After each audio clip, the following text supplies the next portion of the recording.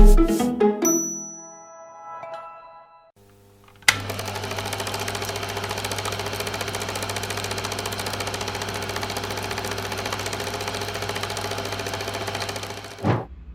여러분 안녕하십니까. 지금 이제 이렇게 전면 통제가 풀린 지 한 4일 정도 지났습니다. 저는 이제 풀린 날부터 해가지고 품위용이나 또 이제 지인들, 그동안 못 만났던 분들 만나고 얘기하고, 또 그동안 계획했던 것들을 이제 하나씩 또 이제 풀어가는 이런 이제 상황인데, 이제 이런 문제들이 이제 나오네요. 보니까 지난번에도 한번 말씀드렸습니다만, 여기 계신 분들이 이제 원래 여기가 한 10만 정도의 어떤 한국 분들이 계셨는데, 다 나가시고 지금 한 4만 5천 정도 남아 계시다고 하네요. 그래서 이제 거기 이제 지인들 중에 이제 식당 하는 팀들이나 뭐 여러 가지 다른 일들을 하는 사람들이 이제 어려움들을 좀 호소하고 있는데, 인원이 많이 빠졌으니까 당연히 매출이 주는 건 당연할 것이고, 또 묘하게도 이제 이게 통제가 풀리고 나면은 일하고 있는 친구들이 다시 돌아와서 일을 할 거라고 생각을 했고, 베트남 정부에서도 마찬가지로 생각을 했는데, 뭐 여러 유튜브에서 알고 있고 얘기하듯이, 여기 있던 소위 말하는 뭐 근처 지방에 있던 근로자들이 전부 다 고향으로 돌아가려고 하고 있다. 그 이유는 여러 가지가 있습니다만, 이번 코로나 사태에서 현재 정부의 대응에 어떤 자기네들은 너무 힘들었다라고 생각하고, 또 에너지나 여러 가지 또 먹고 살기 힘든 점을 보충하기 위해서라도 고향에 돌아가서 이제 거기서 서로 도울 수가 있으니까, 뭐 지금 현재도 돌아가려고 하는 인원들이 넘치고 있는 것 같아요. 그리고 이제 돌아온 근로자들도 있고, 또 그걸 못 해가지고 우리 여기 계신 분들이 원래는 자기들이 안 하던 어떤 일까지, 쉽게 말해서 배달까지 지금 직접 해야 되는 그런 상황들이 벌어졌고, 그리고 아직도 통제나 이런 어떤 뭐 수산물이나 또 농산물들의 수급이 지금도 아직도 뭐 정확하게 말하면 물가가 많이 올랐어요. 그게 이제 유통의 어떤 부분도 있겠지만 그런 부분이 있었어요. 그리고 어쨌든 여기 계신 한국 분들 다들 아직까지도 힘들어 하신다, 이런 부분을 말씀드리고, 댓글에서 이제 질문 들어온 거를 제가 바로바로 이제 말씀을 안 드렸는데, 지금 뭐 이렇게 언제 어떤 하늘길이 열릴 것 같냐, 하늘길이라는 것이 이렇게 무슨 뭐 특별 입국이나 다른 이런 거 말고 예전처럼 할 수 있느냐의 부분은 아직도 시간이 많이 걸릴 겁니다. 그게 이제 상대적으로 우리는 한국에 가면 여기서 백신 맞은 사람들이 뭐 다 입국을 하고 있고, 가서 뭐 격리되지도 않고 바로 활동할 수 있는 그런 걸 하고 있지만, 베트남은 오늘 제 아는 지인이 한 분 들어오셨는데, 그분도 지금 이제 품용에 있는 호텔에 지금 계시는데, 지금 얘기하는 뉴스와 실제 어떤 부분은 조금 다른 것 같아요. 뭐 여기 지금 나오는 얘기는 7일간 뭐 격리하고 7일간 자가 격리한다라는 얘기가 나왔는데, 그분 얘기로는 8박 9일 동안 있다가 이제 풀린다라고 얘기를 해요. 근데 그분도 나갈 때는 주사를 2번 맞고 나갔고, 한국에서는 격리가 안 됐고, 또 어쨌든 베트남에 들어와서 격리가 되니까 이런 부분에서 아직도 원활하지 않는 부분이 있다. 그리고 뭐 대기업에서는 백신이나 이런 부분들을 다 처리하고 했습니다만, 중소기업이나 이런 쪽은 아직도 그게 안 됐기 때문에 한국에 아예 철수한 기업들이 있고, 또 있다고 하더라도 공장에 지금 근로자들이 고향으로 돌아가는 바람에 못하고 있는 이런 부분들이 분명히 있습니다. 그리고 이제 약간은 여기 계신 분들도 마찬가지고 한국에서 다시 이렇게 베트남 쪽을 생각하시는 분들도 또 한번 생각해 볼 문제가 있는 것 같아요.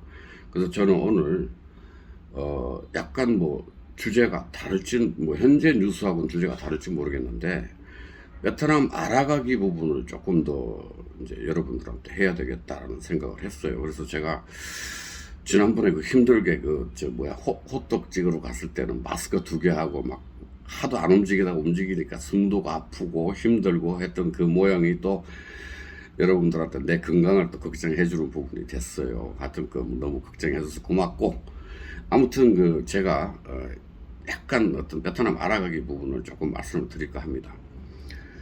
이제 여기서부터 얘기를 하자고요. 75년도에 여기가 이제 공산화 되고 나서부터 얘기를 제가 해드릴게요. 이걸 왜 하느냐? 이걸 알아야 왜 베트남하고 한국은 다른가? 그리고 여기에 현재 상황은 어디까지인가? 또 앞으로는 어떻게 할 거냐는 것은 여러분들이 생각을 제 얘기를 조금이라도 도움이 될까봐 이 얘기를 해드리는 겁니다. 75년도 되고 나서 여기서는 이제 집단 농장 체제를 시작을 했죠. 그래가지고 그게 한 10년간 이어집니다. 근데 어떤 상황이 나왔냐면 여기처럼 지금 어떻게 보면 곡창지대 아닙니까? 쌀도 많이 하고 뭐 농수산물에 대해서는 뭐 베트남만큼 큰 어떤 이 아시아에서는 없습니다. 없는데 이 집단 농장 체제를 하다 보니까 10년간 어떤 부분이 나왔냐면 쌀을 수입해야 되는 지경에 이르렀어요. 경제가 무너지고 동북권이 흔들리고 이런 부분들이 나오니까 베트남에서도 이제 중국의 흑모-백모 정책 비슷한 도이모이라는 것을 시작하게 되었죠. 그래서 그때가 언제냐면은 1985년도에 그 안에 있던 여러 가지 경제적인 어려움이 나오니까 도이모이를 시작했어요. 도이모이란 건 뭐냐면 새롭게 시작한다 아니면 새롭게 변화한다라는 뜻입니다. 그래서 시작을 해서 이제 이쪽은 그때 당시에도 주로 농업이 위주였고 뭐 경공업 조금 중공업은 거의 없다시피 한 그런 어떤 구조였어요. 그러다 보니까 외국의 어떤 그 자본을 끌어들이고 지금 현재 구축되어 있는 걸 바꾸자고 하는 게 도이모이 정책이었습니다. 그래서 그 부분부터 시작을 했는데 그게 이제 여기가 농업화되어 있다 보니까 1988년에 그 4월 5일 날 정치국 회의에서 그 85년 도이모이 하고 나서 그 다음에 88년도에 크나큰 정책의 변화가 나오기 시작합니다. 그러니까 이제 일종의 우리로 따지면 시장 경제를 적극적으로 받아들이고 농가 계약제라는 것을 시작합니다. 그게 뭐냐면 이제까지 쌀 농사를 하고 다른 어떤 품목, 그러니까 좀 더 이렇게 이제 좀 고가로 얘기하는 그런 부분들이 뭐 망고라든가 과일이라든가 뭐 커피라든가 이런 부분들을 하는 것도 그때 당시는 어떤 제재를 받았는데 그때 그 정치국 회의를 해서 그걸 풀었어요. 그래서 소위 말하는 그 작물이 이제 그 어떻게 변했냐면은 그러니까 일종의 시장 경제가 되면서 자율적으로 농민들이 작물을 선택하고 판매하는 부분을 지금 정치국 결의 10호에 의해서 열리게 된 게 어떻게 보면 이제 경제 자체를 자본주의 경제를 받아들이기 시작했다고 보시면 됩니다. 그래서 이제 그 작물을 하다 보면 이제 경공업이 있어야죠. 뭐 농산물의 어떤 그 뭐 많은 학대 생산이나 이런 부분을 하기 위해서 좀 더 기술을 요하다 보니까 이제 경공업, 그 다음에 외화를 이제 이렇게 유치해가지고 여러 가지 공장들도 유치하고 해가지고 이제 그때 당시에 이런 부분들을 하기 시작한 게 시작입니다. 그게 이제 도이모이 정책이 하나씩 변해가는 어떤 시작이라고 생각하시면 됩니다. 그래서 이제 그 시작을 그렇게 하고 나서 이제 뭐 하다못해 이제 그 어떤 외국에다가 이런 부분들을 열어서 우리나라도 여기에 이제 그 노동력의 어떤 문제, 그리고 여기도 아직도 이제 이 전체 인구의 평균 나이가 30 뭐 하나 둘 정도 됩니다. 그러니까 그런 어떤 인구들이 많이 있고 소위 말하는 뭐 저임금 노동자들을 쓸 수 있는 구조가 나오게 된 거죠. 그렇게 된 거고 이제 그래서 이제 경공업들을 그 처음에 경공업 뭐 신발, 의류 이런 쪽들을 하다가 지금 여기 뭐 여러분들 잘 아시겠지만 석유가 납니다. 석유가 나는데 정유 시설이 없었어요. 이제 만들기 시작했습니다. 그러니까 자꾸 이제 어떤 분들은 왜 베트남의 이런 부분들이 자꾸 우리나라가 견주는데 지금 현재 여기는 개발도상국입니다. 나아가고 있는 중이고 뭐 여러 가지 어떤 그 이 체제와 자본주의 체제와 사회주의 체제의 어떤 부분들이 아직도 부딪히고 있는 이런 거라고 생각하시면 되고 또 내가 항상 얘기했듯이 여기 체제에 맞춰서 어떤 부분들을 만들어 가야 되는 걸 자꾸 이제 우리나라나 외국의 어떤 자본주의 체제의 어떤 견주어서 얘기를 하다 보니까 자꾸 모순이 나오는 거라고 저는 생각합니다. 일단 여기까지는 오늘 여러분들 이게 변해가는 베트남이 어떻게 변해서 지금 얘기한 거 약간 요약을 하자면 85년도에 어떤 경제 파탄으로 인한 도입모의 정책을 끌어들이고 외자를 도입하고 선진 기술을 받아들이고 농업의 어떤 부분들을 어떤 사업 구조의 50% 이상을 차지하고 있는 농업을 바꿔서 나아가고 지금도 농업이 중요하긴 하죠. 지금도 여기는 농업으로서는 뭐 쌀이나 여러 가지 작물들에 대해서는 거의 여기는 곡창지대니까 그렇지만 아직도 그게 변한 건 아닙니다. 조금씩 변해가고 있는 상황이라고 생각하시면 되고 여기까지 오늘 말씀드리고 다음번 이런 부분은 내가 이제 지금 구본진 씨하고 그분하고 지난번에 그 인터뷰에 나와서 한번 화이팅 했던 그분 중에 한 분인데 그분이 지금 쓰고 있는 책이 한국과 다른 베트남의 어떤 뭐 문화 정서 이런 걸 좀 책으로 쓰고 있어요. 그분하고 또 어떤 대담을 하고 또 뭐 이 월남전이 끼친 영향이라든가 또 이런 여기에 왜 식민지 부분이 프랑스의 부분과 또 아니면 중국의 부분들이 이렇게 남아 있느냐 이런 부분들을 이제 지금 이거 찍고 있는데 지금 오늘 들어온 사람이 심심해 죽겠다고 문자가 옵니다.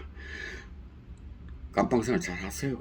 뭐 우리는 한 여기서 3개월 정도 깜빵생활 했는데 뭐 이제 와가지고 뭐 그 정도 못 견디면 되겠습니까? 아무튼 어쨌든 간에 여기 이제 며칠 동안 품위용이나 여러 가지 장사하시는 한국 교민들하고 전화를 매일 이렇게 하다 보니까 진짜 자꾸 현재는 어려워요. 다른 방법들을 찾아내야 되고 돌파해야 됩니다. 그러니까 지금 좀 더 힘내시고 여러 가지 뉴스들이 나옵니다만 여기가 정책이 수시로 바뀌니까 아직도 자기 고향에 돌아가는 거에 오늘부터 풀렸다 해서 가는 사람들도 있고 안 된다는 데도 있고 공항도 뭐 그러니까 지금 현재 비행기가 국내선도 받아들이는 곳이 있고 안 받아들이는 곳이 있어갖고 혼란이 지금 아주 막중합니다. 아주 복잡합니다.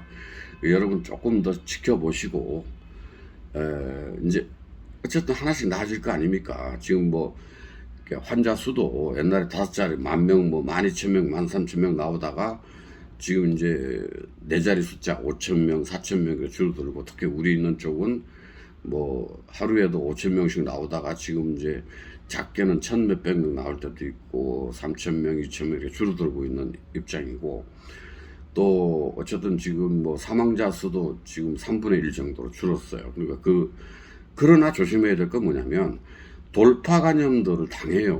물론 그래서 위독해지지는 않지만 마스크 쓰시고 아직도 이렇게 방심하면 안 됩니다. 그런 부분들을 말씀드리고 또 이제 제가 이렇게 어떤 컨셉을 잡아서 하나하나 베트남과 한국의 다른 점에 대해서 말씀을 드리고 이걸 또 참고로 해서 또 혹시 여러분들 도움이 되면 뭐 나한테 이게 뭐 크나큰 어떤 부분을 놓고 하는 건 아니지만 제가 알고 있는 상식과 지식을 얼마든지 여러분들한테 아무 대가 없이 하도록 하겠습니다.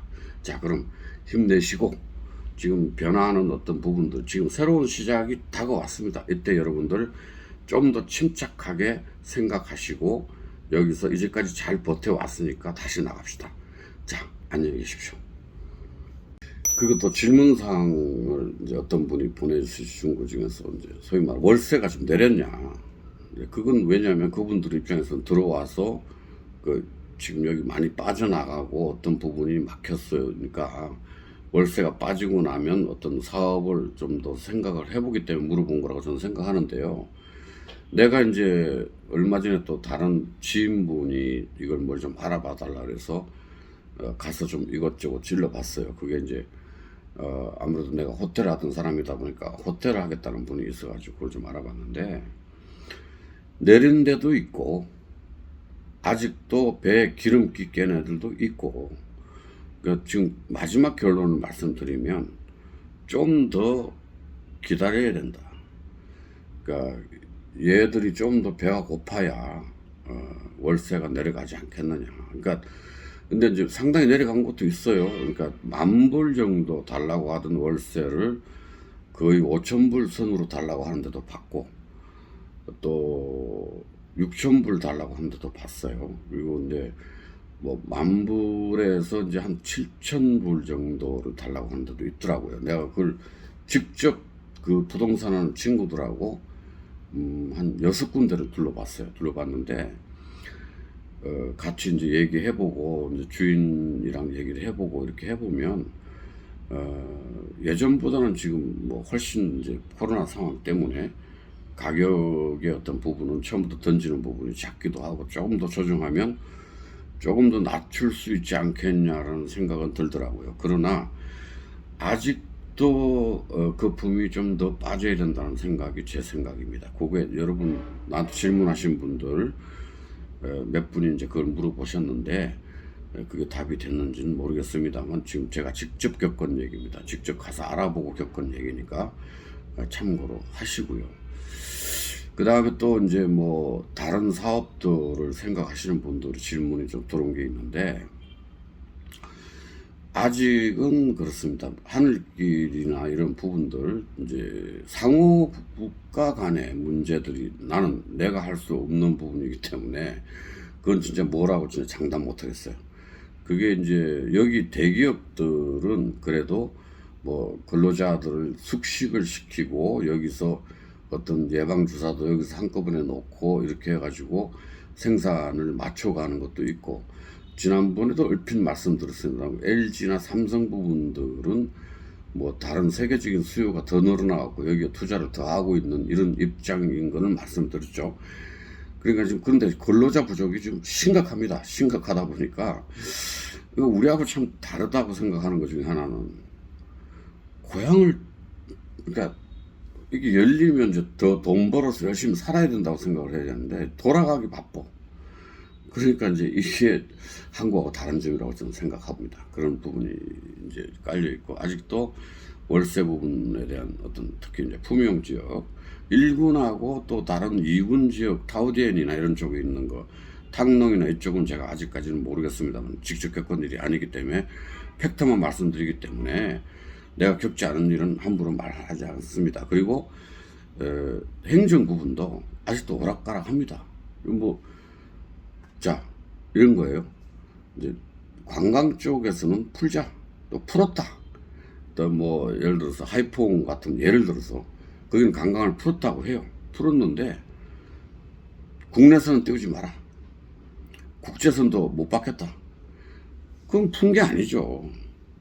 그럼 지역에 있는 사람들 우리가 뭐 예를 들어서 부산이나 이렇게 있다고 해서 뭐 매일 놀러 다닙니까? 그건 아닌데 그런 혼란들, 그런 부분들도 각 부서 간의 어떤 알력, 그런 부분들 여기서도 존재하거든요.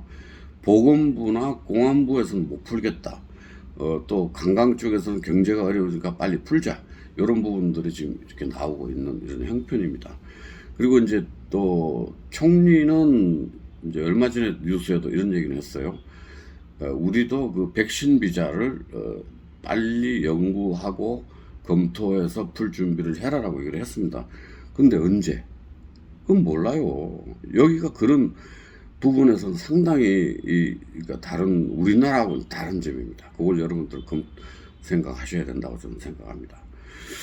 이건 이제 각 자기네들 여기 발표는 해요. 뭐 푸국섬을 풀었다.